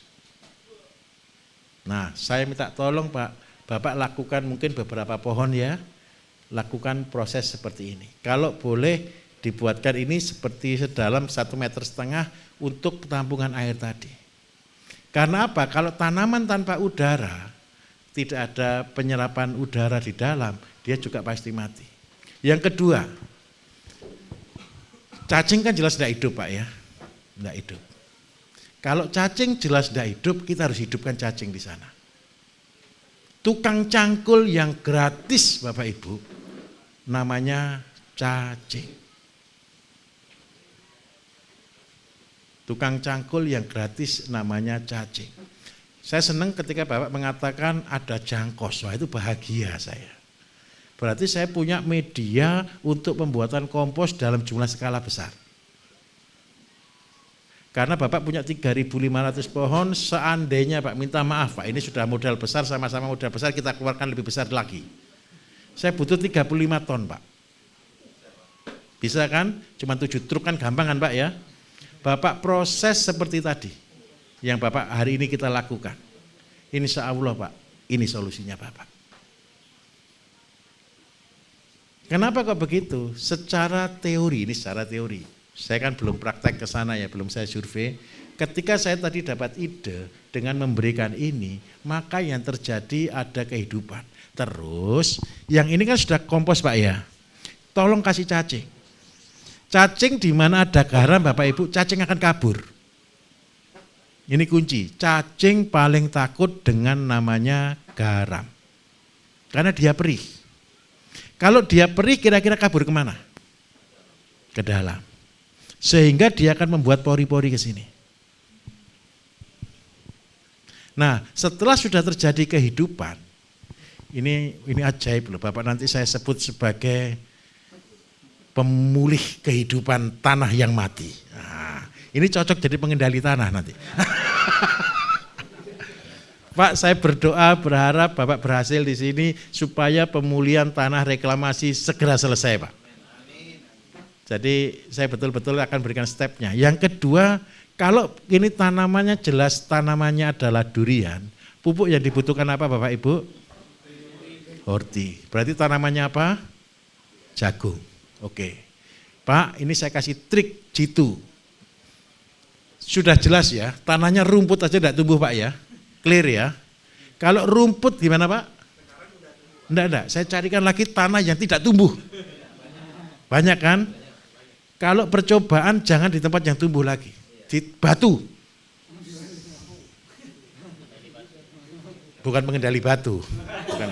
Ini saya senang. Ini tantangan dan pasti berhasil. Saya jamin 90% berhasil. Saya tidak gunakan tanahnya soalnya. Ini manipulasi tingkat dewa. Saya perlu jonder Pak ya. Bisa Pak ya? Siap. Lubang tanam jagung kan 1 meter Pak ya. Gali kurang lebih setengah meter Pak. Buka kanan kiri. Terus full media, karena jagung kan tanamnya rapat Pak ya. Full media hanya 3, jangkos, abu, sudah sama pupuk horti. Pupuk horti dari mana? Kambing. Jangkos diolah jadi kompos. Saya sudah ada topsoil karena ceritanya kemarin topsoil sulit. Saya tidak minta topsoil lagi. Saya gunakan teori ini persis sekarang Cina buat. Ayo kita lomba sama Cina. Nanti jagungnya Bapak bisa tinggi 3 meter Pak. Nggak usah pakai jagung Madura ya, jagung terserah Bapak ya. Kalau jagung Madura nanti dihina, apa jagungnya cuma 1 meter. Padahal jenisnya memang 1 meter. Karena ini untuk pamer. Tolong pakai jagung yang bagus. Karena Bapak sudah gunakan super nutrisi, super media. Jangkos, terus abu bisa dapat Pak dari pengolahan sawit ya. Terus sama pupuk horti, sudah. Cara tanamnya pakai jonder aja Pak, sudah jarak 1 meter, dalam setengah meter, lebar 30 cm. Full media di sini. Ini saya malah bahagia gara-gara airnya enggak hilang. Jadi apa yang saya bangun di sini? Sawah palsu. Daripada butuh terpal ini sudah tidak perlu terpal. Daripada butuh polybag ini sudah tidak perlu polybag. Kan sudah tidak usah nyemen lagi nih potnya. Nah ini malah bahagia. Ingat baik-baik Bapak Ibu, ini kata kunci. Kalau Bapak Ibu nanti sudah ngeh program ini, semakin bermasalah, semakin bahagia. Istimewa. Pak, Bapak sudah lengkap dengan irigasi, kasih irigasi tetes, sudah selesai masalah. Oh, saya bahagia. Ini saya kunjungi Pak kalau sudah tanam Pak. Selesai masalahnya Pak.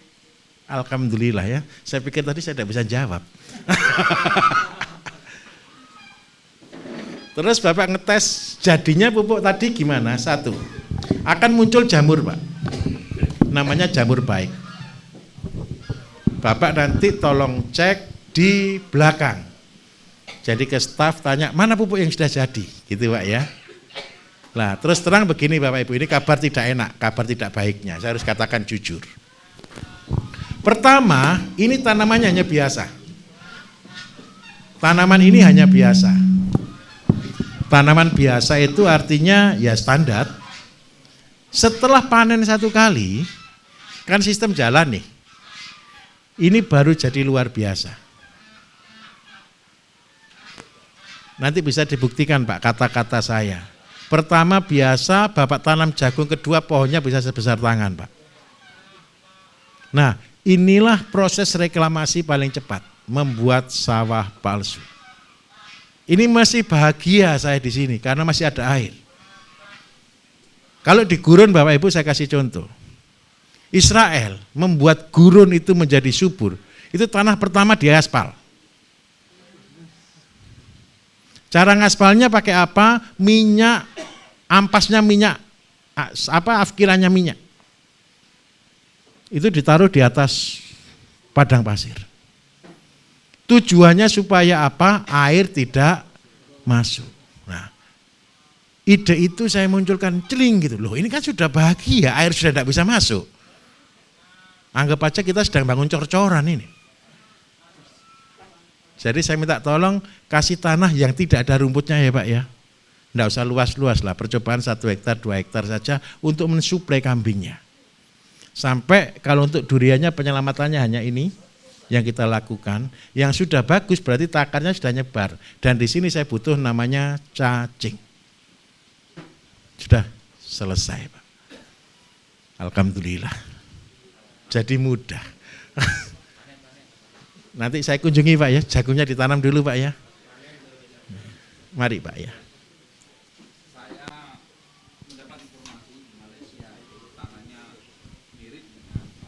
Iya betul. Sistem penanaman hortikultura di mana mangga, kemudian durian itu bagian bawah itu sekitar 1,5 meter itu di keramik. Iya. Nah, terus yang kedua, pertanyaan saya terkait dengan keramik itu, apakah itu sudah tepat?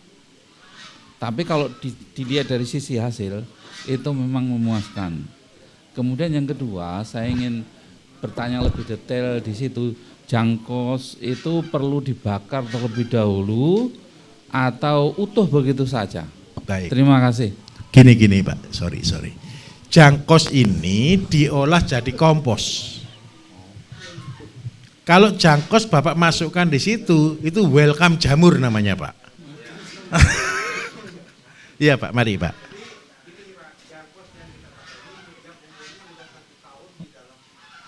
Oh sudah matang ya, sudah ya. Oh sudah, alhamdulillah, berarti percepatan lagi nih, tidak usah buat kompos lagi nih ya. Wis alhamdulillah. Wah ini ternyata gara-gara kita ketemu solusi. Pak, saya yakin optimis berhasil. Ini kan sudah, menurut Bapak murah atau mahal kira-kira ini? Ya, untuk yang ini Bapak coba beberapa pohon. Ini 3 bulan, 4 bulan harusnya bisa digunakan. Lah kalau Bapak nanti buat pembenah tanah, fungsinya taruh di sini Pak.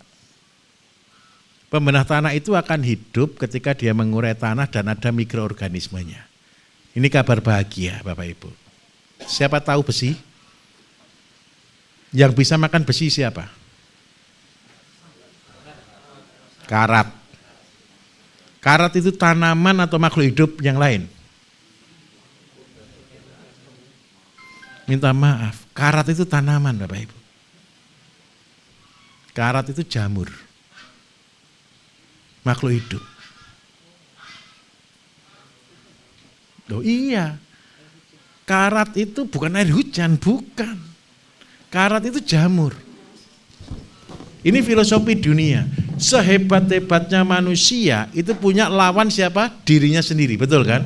Bukan dirinya sendiri, di belakang dirinya.